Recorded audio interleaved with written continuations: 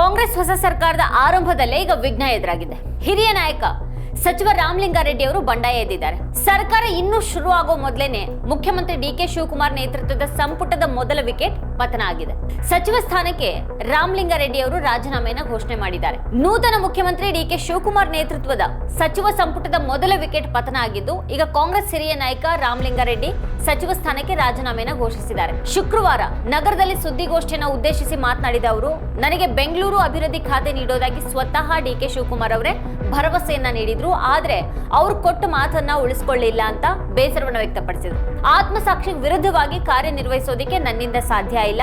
ಆ ಕಾರಣದಿಂದಾಗಿ ನಾನು ಸಚಿವ ಸ್ಥಾನಕ್ಕೆ ರಾಜೀನಾಮೆ ನೀಡುವಂತಹ ನಿರ್ಧಾರಕ್ಕೆ ಬಂದಿದ್ದೀನಿ. ಶಾಸಕ ಹಾಗೂ ಪಕ್ಷದ ಕಾರ್ಯಕರ್ತನಾಗಿ ಮುಂದುವರಿತೀನಿ ಅಂತ ರಾಮಲಿಂಗಾರೆಡ್ಡಿ ಅವರು ಹೇಳಿದ್ದಾರೆ. ನನಗೆ ಯಾರ ಮೇಲೂ ಬೇಸರ ಇಲ್ಲ. ಯಾರು ಕರೆದು ಮಾತಾಡಿದ್ರು ಹಾಗೂ ನನಗೆ ನನ್ನ ಇಚ್ಛೆ ಖಾತೆಯನ್ನ ನೀಡಿದ್ರು ಕೂಡ ಈ ರಾಜೀನಾಮೆ ನಿರ್ಧಾರದಿಂದ ನಾನು ಹಿಂದಕ್ಕೆ ಸರಿಯಲ್ಲ ಅಂತ ಅವರು ಸ್ಪಷ್ಟಪಡಿಸಿದ್ದಾರೆ. ರಾಮಲಿಂಗಾರೆಡ್ಡಿ ಅವರ ಈ ಹೇಳಿಕೆಯಲ್ಲಿ ಗಮನಾರ್ಹ ಆಗಿದೆ. ರಾಜೀನಾಮೆ ಪತ್ರವನ್ನ ಮಾಜಿ ಮೇಯರ್ ಮಂಜುನಾಥ್ ಅವರು ಅಪರ ಮುಖ್ಯ ಕಾರ್ಯದರ್ಶಿ ತುಷಾರ್ ಗಿರಿನಾಥ್ ಅವರಿಗೆ ಸಲ್ಲಿಸ್ತಾರೆ. ನಾನು ಕಾಂಗ್ರೆಸ್ ಪಕ್ಷವನ್ನ ತೊರೆಯೋದಿಲ್ಲ, ಆದ್ರೆ ಸಚಿವನಾಗಿರಲ್ಲ.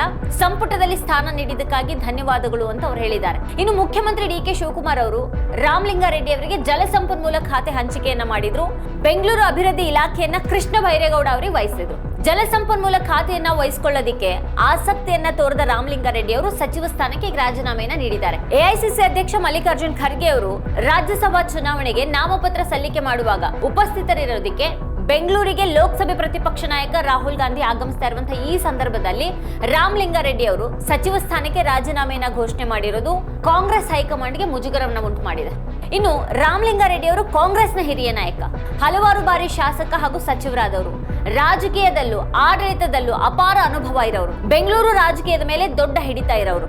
ಇಂಥ ಹಿರಿಯ ರಾಜಕಾರಣಿ ಬೆಂಗಳೂರಿನ ಕಾರ್ಪೊರೇಷನ್ ಚುನಾವಣೆ ನಡೆಯುವಾಗಲೇ ರಾಜೀನಾಮೆ ಕೊಟ್ಟು ಮನೆಯನ್ನ ಸೇರ್ಕೊಂಡ್ರೆ ಕಾಂಗ್ರೆಸ್ಗೆ ಅದು ದೊಡ್ಡ ನಷ್ಟ ಆಗೋದು ಖಚಿತ. ಬೆಂಗಳೂರು ನಗರಾಭಿವೃದ್ಧಿ ಅತ್ಯಂತ ಪ್ರಭಾವಿ ಖಾತೆ. ಸಿದ್ದರಾಮಯ್ಯ ಸರ್ಕಾರದಲ್ಲಿ ಅದನ್ನ ಆಗ ಡಿಸಿಎಂ ಆಗಿದ್ದಂತ ಡಿಕೆ ಶಿವಕುಮಾರ್ ಅವರು ಅದು ನನಗೇ ಬೇಕು ಅಂತ ಕೇಳಿ ಪಡ್ಕೊಂಡಿದ್ರು.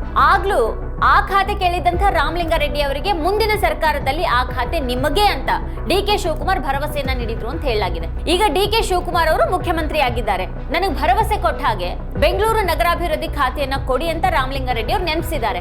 ಆದ್ರೆ ಈ ಬಾರಿಯೂ ಕೂಡ ಖಾತೆ ಅವ್ರ ಕೈ ತಪ್ಪಿದೆ. ಇದು ಅವರಿಗೆ ತೀವ್ರ ಅಸಮಾಧಾನ ತಂದಿದೆ. ಬೆಂಗಳೂರು ಮಹಾನಗರ ಪಾಲಿಕೆ ಚುನಾವಣೆ ನಡೆಯುವಾಗ ನನ್ನನ್ನ ಬಿಟ್ಟು ನೀವೇನ್ ಮಾಡ್ತೀರಿ ಅಂತ ಅವರು ಮುಖ್ಯಮಂತ್ರಿ ಡಿಕೆ ಶಿವಕುಮಾರ್ ಹಾಗೂ ಕಾಂಗ್ರೆಸ್ಗೆ ಪರೋಕ್ಷ ಸವಾಲನ್ನು ಹಾಕಿದ್ದಾರೆ.